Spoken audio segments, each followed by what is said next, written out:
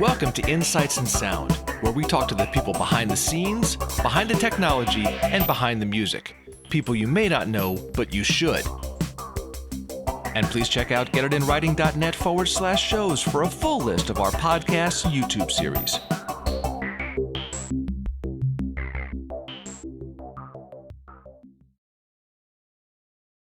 My guest is Darío Peñaloza. He has won several Latin Grammys for productions in his native Venezuela. He is a professor of engineering in Mexico City, and he is the author of The Human Side of Audio. Let's start with just a little bit of your own background. Obviously, you were a musician first, but what prompted you to get into the engineering side? Well, sorry to correct you, but I'm not a musician at all. I mean, I studied piano. I studied piano when I was from 8 to 12, and I don't know, some skateboard appeared in my life, and I forgot about music. But I don't play an instrument. I'm not a performer. Now, judging from your book, though, you have a very clear understanding of the musical aspects. And that is usually not the case with people who are not musicians. This is my instrument. I see. Nowadays. It used to be a fader. It used to be a fader, but I don't call myself a... Some people say I am the fifth or, I don't know, the third musician of the band, whatever you want to call it. But I don't call myself... I'm in the music industry, thank God. But I'm not a musician like a performer. I'm the musician from the other side. How do you see the connection between the engineer and the artist? Well, the connection, it's a thin line. Okay, it's a very thin line. Some people say that engineers are frustrated musicians. I can understand a lot of things in music and relate to music. And of course, we vibe with it and we understand everything.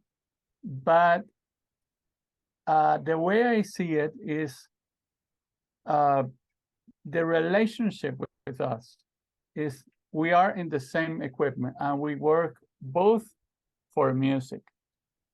That's the main goal. We have to make the music shine, make you cry, make you dance, whatever you want to call it. But that's the main goal. And I will help the artist who is the creator of the music, okay, to reach that goal, okay, to make an art consumable, okay, and to make him feel the best way possible in order for him to relate and create that moment. For me, that is a privilege, a great privilege, that you are there, even recording, even mixing. You are the one who decides if it is going to go left, right, in the center, I don't know, dark, shine, whatever.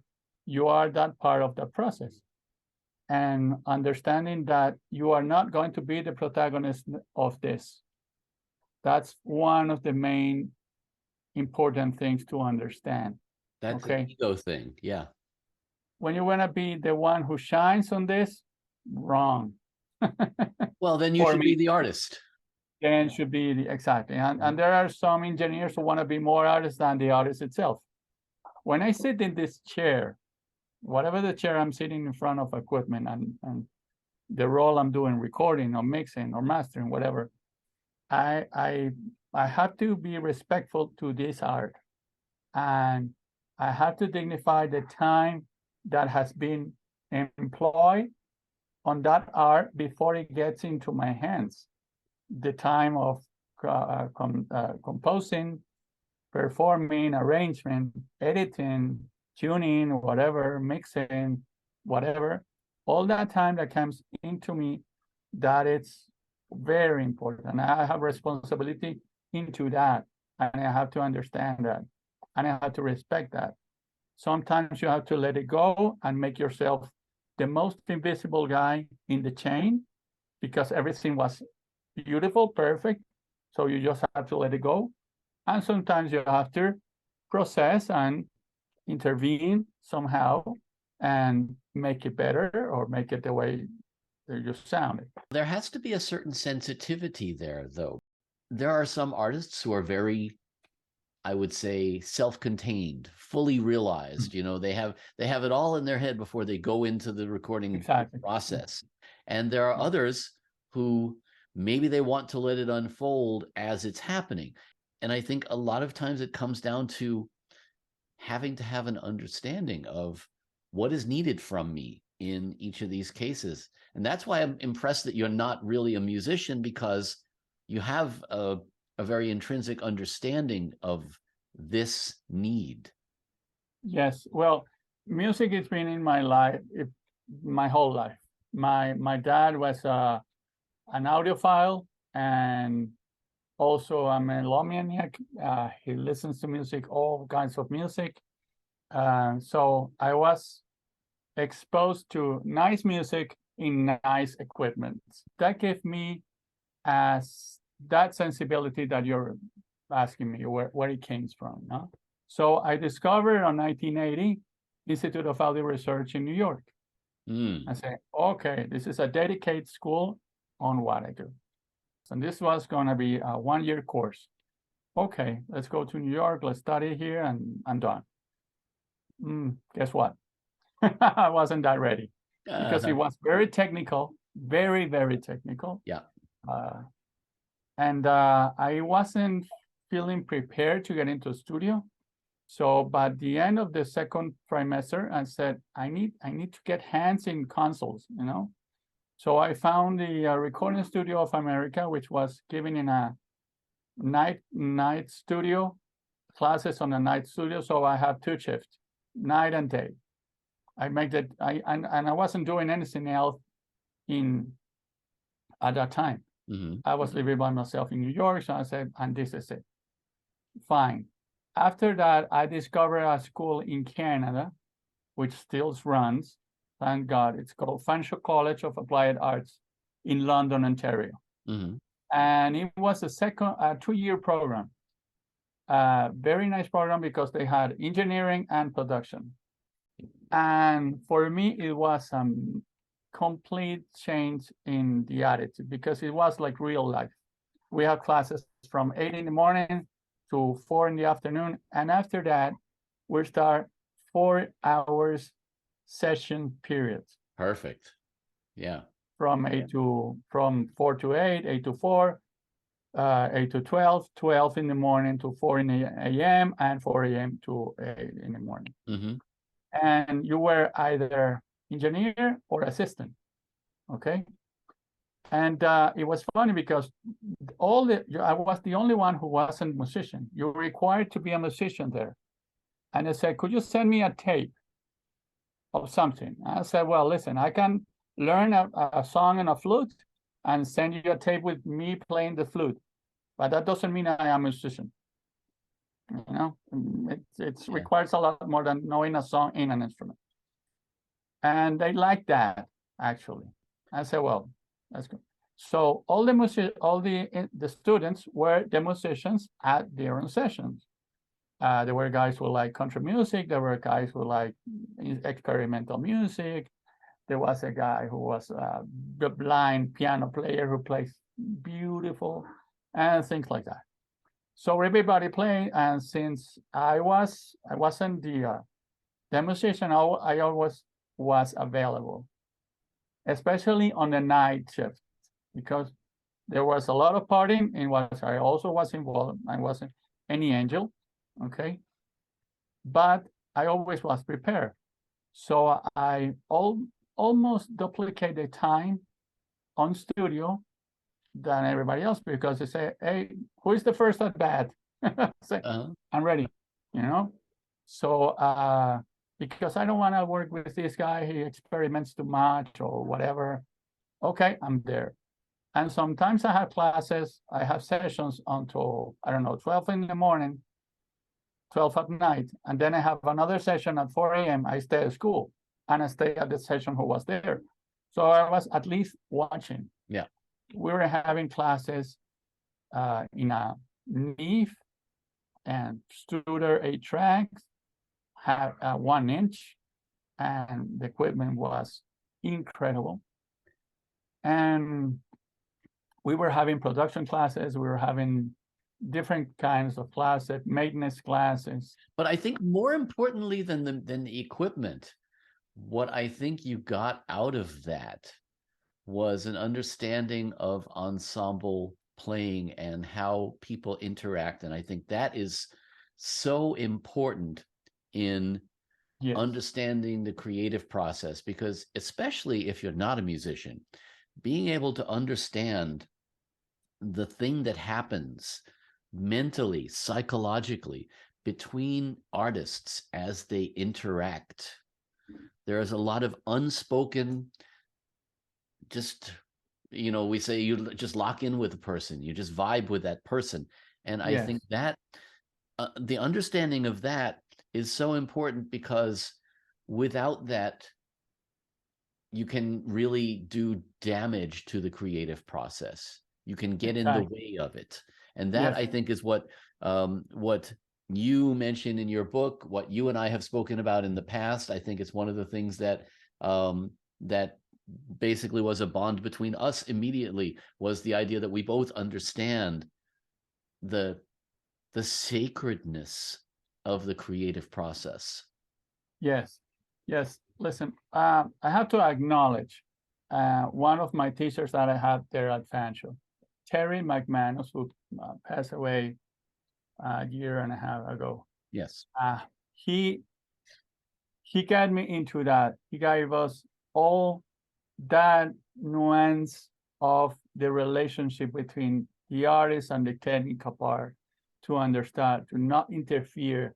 When you're recording, you got to be quiet. You have to let the art flow. I mean, if there is a producer and there is an artist, you just shut your mouth up, period. Unless somebody asks you about, Yes. You have to be transparent. You have to be fast. You have to be, I don't want to say that the technical and the technological part of our career is not important. Of course, it's important. I mean, obviously, okay.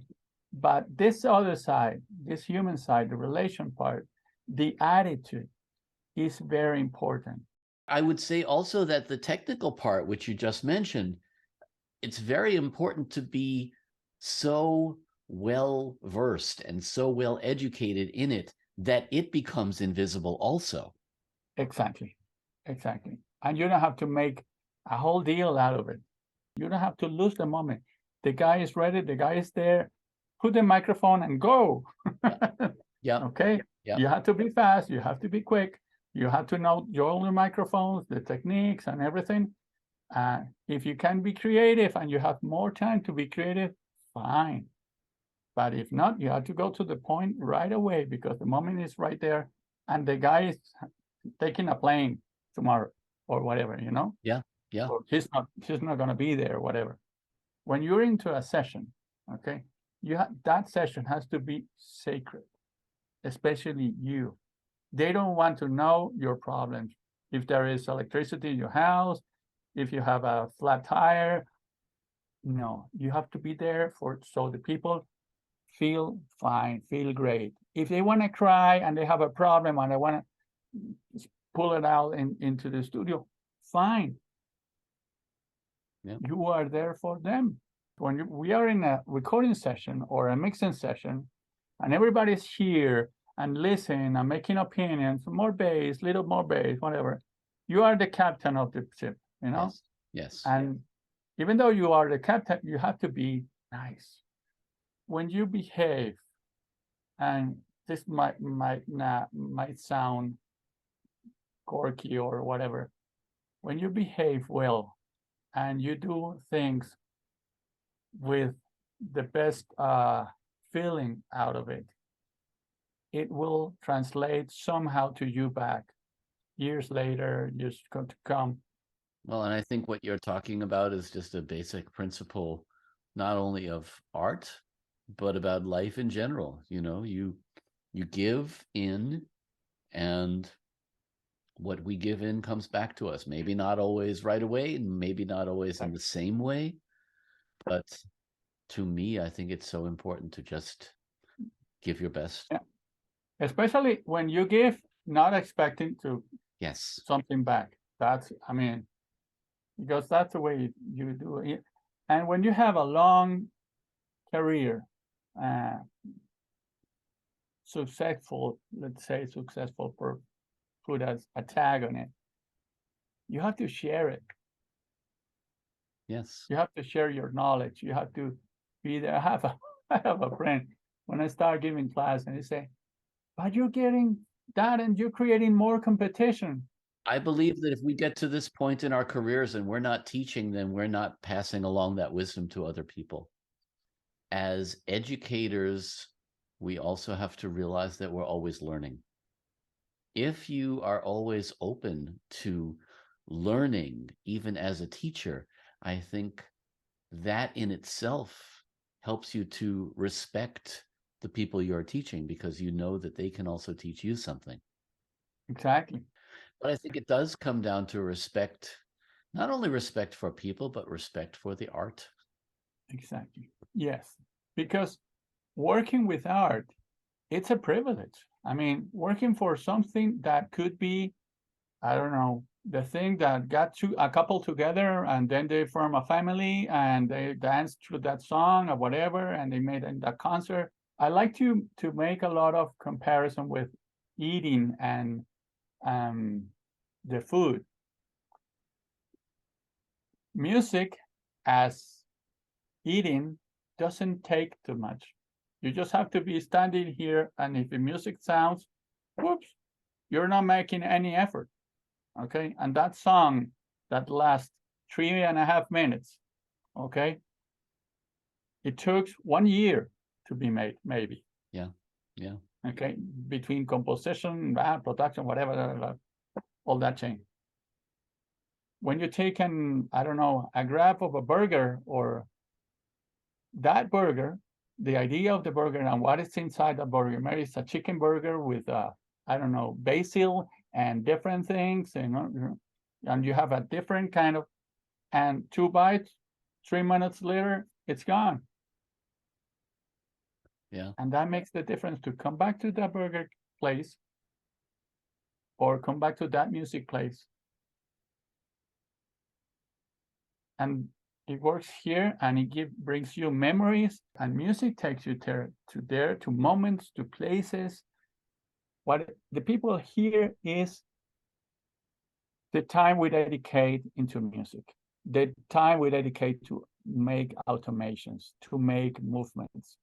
They don't know if you mix it on a PC or a Mac, in that brand or the other brand, Logic, Nuendo, Pro Tools, whatever.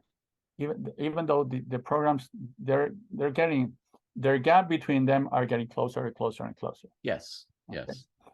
But the people, they don't know that. It's ultimately about the song. It's ultimately about the song and the time you dedicate it to let it flow because it was well recorded and all the dynamics, or it needs some help in this part, in this other part. That's what the people heard. They don't know the rest. You know, going back to your early point, I think it's such a privilege for us to be a part of that and to be a part of creating that. You know, when you compare it to food, I think you're talking about, maybe you have an exquisite meal and maybe it's gone in a few minutes, but it took years to prepare that meal. It took years for the chef to learn all about, you know, not just the art of food, but the chemistry of food, you know. Exactly. And we have a similar situation for us with learning both the technical aspects of recording and even the technical aspects of music theory. That's all one side of the brain. The other side of the brain is the idea of how those things come together on a creative basis. Yes. And that is the sacred part, I think. Yes. And the things that I like on that I want to acknowledge now, to let them know, my students, is to treat and not to mistreat the abuse of technology, because the technology is there to be used, but not to abuse out of it. Okay, sometimes you take the 10 plugins you have in one channel, take it off, and it will sound a lot better. And the other thing is, people ask me, what is the first thing that you teach students about equalization, EQ? I said, well, first you have to understand and try to think who the hell you are to change the sound of this instrument. Mm-hmm. You know? Good point. Second, why would I have to do it? Maybe just to raise it half dB will be enough to make a cut in the song. And then how are you going to do it? See what it's bothering you of the sound of it and take it out a bit consciously. And that's part of what you have to respect. Well, and I think a big mistake that a lot of, especially beginning engineers make, is to not listen to what it sounds like before you go in to try and record it. You know, take some time and stand out in the room, or go and see the artist live. Preferably, you know, when I used to work with bands, I would go and see them live 2 or 3 times in different clubs if I could, because I think you cannot capture what you don't understand. Exactly. And that unfortunately happens a lot. Yeah, and understand the dynamics of the band, for example, you know, and the vibe of it. Yeah. And also knowing about the songs. What are the songs about? Yes. What is the inspiration of this song? Maybe this is a very happy song, but the lyrics are very sad, in contrary of what is happening, or vice versa. You have to relate to the song also. I think that music can't defend itself. We have to be there for her or for it. Mm-hmm. Okay. And what are defense from? Well, artist ego, the war of volume, excessive use of technology, many things, tendencies. The other day I took the students, we made a mix. Okay, fine. Okay, let's go out of the room. Yeah, you know, a lot of times we're so deep inside this creative process that we really need to force ourselves to step outside it in order to judge objectively what we're doing. Exactly, and to be objective about it, you know, and that's why I sometimes I just like take the chair and sit back in a different attitude, you know, take the hat off the engineering part, and you know, so and that is very important. That's also why you have to take a lot of breaks, change the level where you're listening to, change to cans, and you know, listen to headphones sometimes. Yeah. Because let's get realistic. I don't know, 70, 80, I don't know exactly the percentage, but most people listen in cans right now. Yeah. Actually, not cans. Earbuds. Little bones. Yeah. Yeah. So let me ask you, because you have been involved for quite a while in engineering and production, you have also been involved with certain genres of music for a long time, mostly acoustic, jazz, things that are, I would say, natural. Exactly. Yeah. Now, I know from my own experience coming into students in the world of today's music, a lot of them have never really recorded an ensemble or played in an ensemble. A lot of them are using a lot of processed sounds, a lot of loops and beats. How has this changed for you, both as an engineer and also as an educator? Well, it's difficult nowadays, how you say, because virtual instruments sound great. Yeah. Let's face it. But the thing is, you have to go to concerts live. Even though you don't like classical music, go to free concerts on your place and listen how the instruments sound and understand the dynamics of it in real life. And understand, I always go to the studio, and whenever you get a chance and listen to a pure instrument, go to the studio, go around the guy who is playing it, okay? Make the guy move into the studio, as we used to do, as Al Schmidt used to do. Yes. Mm-hmm. Saint Al Schmidt for me. And listen to it and listen to the room, clap into the room, know how your voice sound in the different places of the studio, know how your voice sound. In my mixing class, I always give a list of different songs of artists of different albums that sound natural. It's complicated nowadays, getting back to your question, but you have to give them things to where to relate, and that's why I give them references of how the things should sound. What is high frequency? What is excellence? What is low and what is low? How a acoustic bass should sound, okay? How a saxophone should sound, a natural saxophone, how a piano, okay? You listen to a piano right now and no, the typical pianist is no. And listen to recordings done with 1 or 2 microphones. In particular, yes. In particular, Mm-hmm. okay?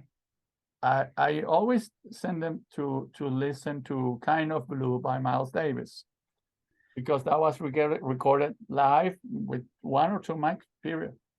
Well, the other thing that's interesting about that particular choice is that Miles Davis was very, very big on what he used to call the space between the notes. You know, it's all about what you don't play. It's all about letting the music breathe. And I think this is equally true with how we record it. Sadly, thank God, there are human beings who play the instruments. Yep. It's good and it's bad. Yes, exactly. It's good and it's bad because, okay, you got a flute player and he had to breathe to the flute, and that's part of the sound. Yeah. Okay, if you compress it too much, then the breathing will be louder than the notes. I teach them to work a lot with native process. Native process in the sense of the plugins that come with your DAW, okay? Learn them first of all. To work them and to use them, they will not sound great, but they will do the work. Then you invest in the ones, but you don't have 3,000 million plugins in your computer. You don't need them. You don't have a lifetime to learn how they work and how they sound. You also have to learn why you're using them. You know, I think the basics of understanding signal flow, the understanding of all these things, they're so important. And sometimes because we have all this gear, we overlook it, you know, and that's, I go back to what I was saying before about getting it right at the source, you know. Exactly. And as you were saying in one of our interviews, you start mixing on a recording. When I give classes, for me, some classes are as rewarded as some albums. And some classes, when you come back, I say, oof, this was a nice class. There is something that I did today that got into these kids. I don't know if they're going to use it for music or whatever, but I know they're going to use it, and it's important. I think this was one of the things that you touched on that I thought was really, really important. The idea that we, as educators, we're always still students. Yes, definitely. We have to learn, especially in this industry, that it's always, we have to be keeping up with the technology. Yeah. But teaching is one of the most learning process for the teachers. We have to keep up with that. We have to keep up with them, understanding them the best you can, and letting that know that you're not perfect. You're not an encyclopedia that knows everything. There are things that you might not know, but you're willing to know. And that goes through the respect.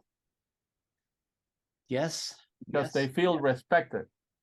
Well, and I think to a certain extent, isn't the act of teaching in a way a show of respect? Because you say, yes, I can share my wisdom with you in that sense. Yes, it's like literally I open myself to them. I show them sessions, the Latin Grammy sessions, completely. Ask me, and we solo every instrument and what plugins and everything. I said, how many plugins you see here? I want to demystify also that we have a big secret. There is no secret. You know where the secrets are? Look at the automation. There is no other secret. There is no big plugins or any special technique that you could say. Listen to music, not see it. Listen to it. Yes. Yes, I say this a lot. Close your eyes when you're mixing. Listen to what you're hearing, not looking at the meters and the waveforms and everything. There is one say that I particularly don't like. That is, you never finish a mix, you abandon it. I don't agree with that. The word for me is too hard and it's not appropriate. It's like, well, take the time, organize yourself, okay? Yeah. And if you know this album will take this time, be careful, okay, and dedicate and have time to dedicate to the song, okay? More than the instruments, because that's the problem. People take too much care on changing the sound of the instruments and not listening to the song. Yes. And the song is the one that's gonna be the hit, not the sound of the snare or the bottom snare or, Yeah. That comes afterwards. It's all for the sake of the song. It's all for the sake of the song and dedicate to the song. Don't start soloing because a drum kit or a snare or hi-hat, it will sound in solo one way, and when you open everything, it will sound a different way. Yep. Okay. So think of the song, relate to the song, relate to the artist. Think about the artist and what is the artist trying to say. Exactly. Yeah. Yeah. Darío Peñaloza, thank you for being my guest. Daniel, very much, very grateful to be here. I'm always watching you, and this opportunity for me, it's, wow, outrageous. Thank you very, very much. Well, thank you, and thank you for sharing your time with me. Hey, I'm Daniel Keller. Don't forget to hit the subscribe button and join us each week for Insights in Sound.